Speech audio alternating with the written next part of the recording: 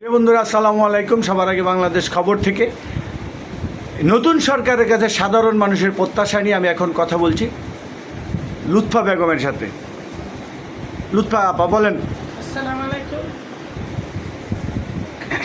আমি মাথাটিক থেকে বলছি যে এখন তারেক রহমানের কাছে আমার আবেদন যে বাংলাদেশের প্রত্যেকটি ঘরে ঘরে যেন একটি করে ফ্যামিলি কার্ড তারা পায়।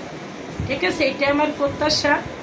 আর যেহেতু তারেক রহমানকে ভোট দিয়ে আমরা জয়যুক্ত করেছি, এখন আমাদের সে প্রত্যাশা যেন চাঁদাবাজি মুক্ত করা।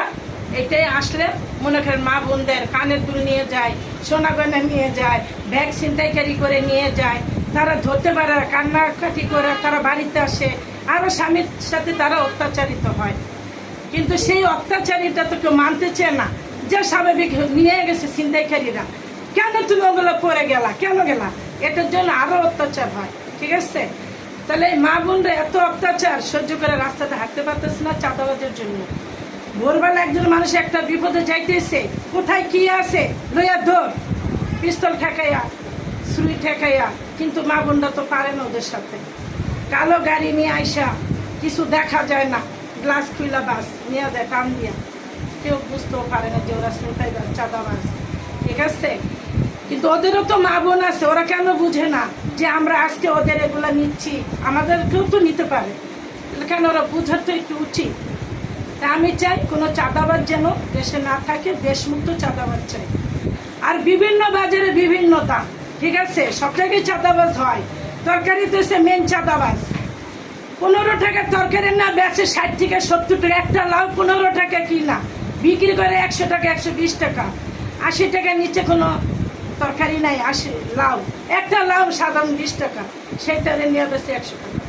কিন্তু এটা কিন্তু ঠিক না। 15 টাকা সিমের কেজি বেচে 60 থেকে 70, 80 টাকা। সব কিছুর দাম। লেবু 5 টাকা হালি কেউ খায় না বাংলাদেশে, সেই লেবু 120 টাকা হালি, 80 টাকা হালি। কিন্তু এটা কি হয়? রমজান মাস, গরিব মানুষ কেউ কি খাইতে পারে একটা লেবু 30 টাকা দাম দিয়ে? খাইতে পারে না। রিক্সা ছাড়া আনে কয় টাকা? একটা লেবু 30 টাকা। একটা শরবত খাইতে কি সে 200 টাকা খরচ করবে? কিন্তু তার তো 200 টাকা উপার্জন নেই, কি করে খাবে? তাহলে এখন এত কিছু যদি দাম হয়, সাধারণত পাবলিক যারা আছে তারা তো মরে যাবে অনাহারে না খাইয়া।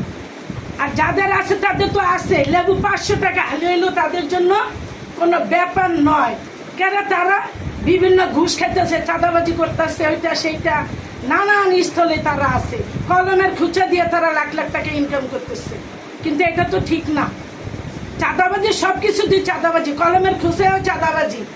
শুধু সিআই ছুরি তরজ পিস্তল নিয়ে যে ঠেকায় চুরি করে, এটাও চাঁদাবাজি। ঘুষখোর, সুদখোর কলম দিয়ে 1 সেন্ট দিয়ে 10 লাখ নিয়ে যায়।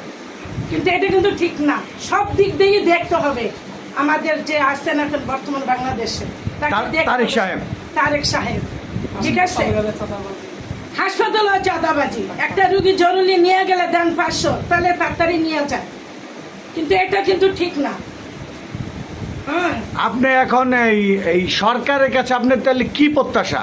এটা আমি যা যা বললাম, প্রত্যাশা সবটাই, সবকিছু তরি তরকারি সবকিছু দাম কমায় দিবে। সাধারণ পাবলিক জন্য খায়া 2টা ডাল আর ভাত খায়ার জন্য তারা সুস্থ সবল থাকতে পারে, এটাই আমার প্রত্যাশা। আর চাঁদাবাজ মুক্ত বাংলাদেশ চাই, এছাড়া আমি কিছু চাই না। ধন্যবাদ আপনাকে।